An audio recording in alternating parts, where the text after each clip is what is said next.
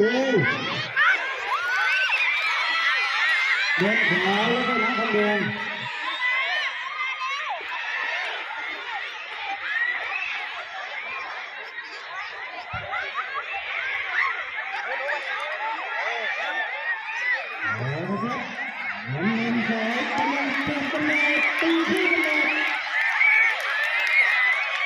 หัวตามแล้วครับตะเกียบหน่อยจะเป็นลูกชายครับ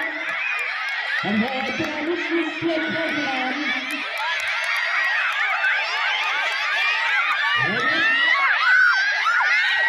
เลยลูกวิ่งเร็วๆเลย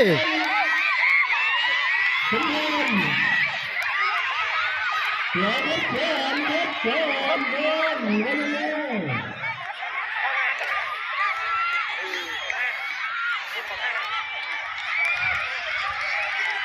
เมื่อกี้ครับน้ำคนเดินติดตรงนี้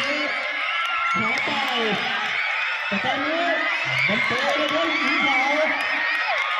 ขาวเป็นเยอะ